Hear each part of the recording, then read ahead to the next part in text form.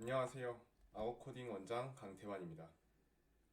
이번 영상에서는 확정된 2028 대입제도 개편안에 대한 내용과 이를 준비하기 위한 대입 전략에 대해서 설명드리겠습니다. 먼저 2028년도 대입제도 개편의 중요 사항입니다. 가장 먼저 수능에서의 개편 사항입니다. 선택 과목이 폐지가 되었습니다. 국어, 수학, 영어, 탐구 과목에서 모두 선택 과목이 폐지가 되어 이제는 공통 과목으로 시험을 보게 변경이 되었습니다. 즉, 이제 문과, 이과 모두 같은 시험지로 시험을 보게 될 예정입니다.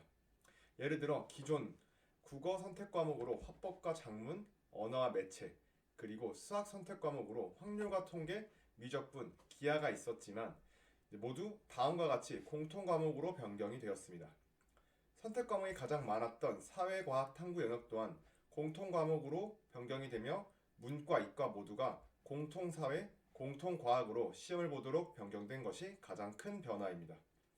추가로 초고난이도 킬러 문항을 내지 않기로 변경되었다고 하였습니다. 그리고 내신에서는 9등급 제도에서 5등급 제도로 개편이 되었습니다.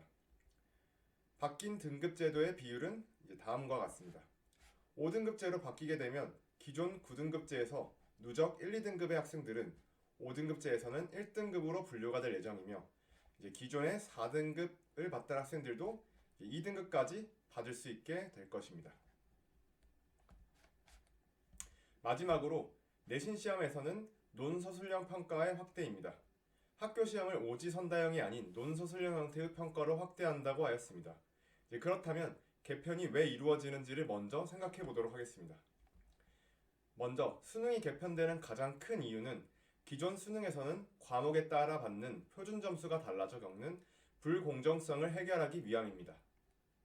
실제로 올해 수능에서도 과탐의 경우 물리는 70점, 화학 1은 75점, 생명과학 1은 72점, 지구과학 73점으로 어떤 과목을 선택했느냐에 따라 만점을 받았어도 최종적으로 얻을 수 있는 표준 점수가 달랐습니다. 그렇기 때문에 학생들은 자신이 지원하려는 학과와 관련이 없어도 특정 과목을 기피하는 현상이 발생하거나 손해를 보는 현상이 일어나곤 했습니다. 그래서 정부에서는 이를 방지하고자 개편안을 발표했다고 하였습니다. 그리고 문과, 이과 모두 통합사회, 통합과학을 보게 함으로써 2022 개정교육과정에서 말한 통합, 융합교육을 강화한다고 하였습니다. 내신 5등급제의 경우 내신 경쟁을 완화하고자 하는 의도와 학령 인구 감소로 인한 소규모 학교의 불이익을 해소하기 위함이라고 하였습니다. 실제로 이제 2017년의 경우 약 60만 명이던 18세 인구가 2024년인 지금 40만 명으로 감소하였습니다. 이런 경우 지방의 작은 학교들의 경우 학급의 학생 수가 적어 현행 9등급제에서는 1등급을 받을 수 있는 학생이 나오지 못할 수도 있고 이에 따라 경쟁이 더 심해질 수도 있기 때문에 5등급제로 변경한다고 하였습니다. 마지막 논서술형의 경우 2022 개정교육과정에서 말한 사고력, 문제해결력을 키우기 위함이라고 하였습니다. 그렇다면 이런 개편안에서 느낄 수 있는 장점과 단점에는 무엇이 있을까요? 먼저 수능 개편으로 인한 변화를 장점, 단점으로 살펴보겠습니다. 장점으로는 가장 먼저 학생들이 공부해야 할 학습량이 감소합니다. 시험에서 보아야 할 과목이 줄어들었고 특히 수학의 출제 범위가 줄어들어 학생들이 느끼는 학습량에 대한 부담이 줄어들게 됩니다. 두 번째로는 앞서 말한 수능의 불공정성을 해결할 수 있습니다. 문과, 이과 모두 같은 과목으로 시험을 보게 되기 때문에 과목 선택에 따른 유리함과 불리함이 없어집니다.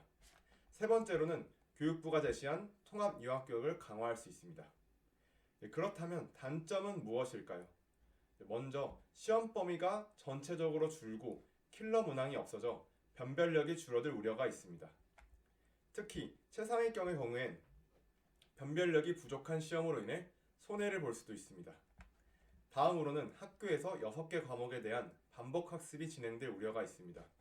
시험 범위가 줄어들었고 특히 공통사회, 공통과학 과목이 고등학교 1학년 때 학습하기 때문에 수능 위주로 학생을 진학시키는 학교의 경우 타 교과 수업 시간에 수업이 제대로 진행되지 않을 수도 있습니다. 2, 3학년 때 생기는 선택 과목에서 선택 과목 수업보다 1학년 때 배우는 과목의 수업이 진행될 우려가 있습니다. 이런 경우 수능이 강점인 학생은 유리할 수 있겠지만 학생부 종합전형 등 수시전형을 노리는 학생에게는 단점이 될 수도 있습니다. 내신 변화에 따른 장점과 단점을 살펴보겠습니다. 장점을 먼저 본다면 가장 먼저 내신 경쟁이 완화되는 것입니다. 내신이 9등급제에서 5등급제로 바뀌게 되면 4등급의 학생도 2등급을 받을 수 있게 됩니다. 실제로 내신 9등급제에서 3등급 상위 23%, 4등급의 경우 상위 누적 40%까지였는데 5등급제로 바뀌게 되면 상위 34%까지 2등급을 받게 됩니다. 결국 4등급 학생들도 2등급이 되기 때문에 내신에 대한 부담이 훨씬 줄어들게 됩니다. 이러한 변화가 장점으로 이어져 수업 참여도도 증가하게 됩니다. 내신 경쟁이 완화되면 학교 생활기록부의 중요도가 커지기 때문에 학생들이 수업에 더 열심히 참여할 수밖에 없게 됩니다. 생활기록부에 대한 설명은 추후 다른 영상에서 더 자세하게 설명드리도록 하겠습니다. 이번엔 내신 변화에 따른 단점을 한번 살펴보겠습니다. 첫 번째 단점은 변별력의 약화입니다.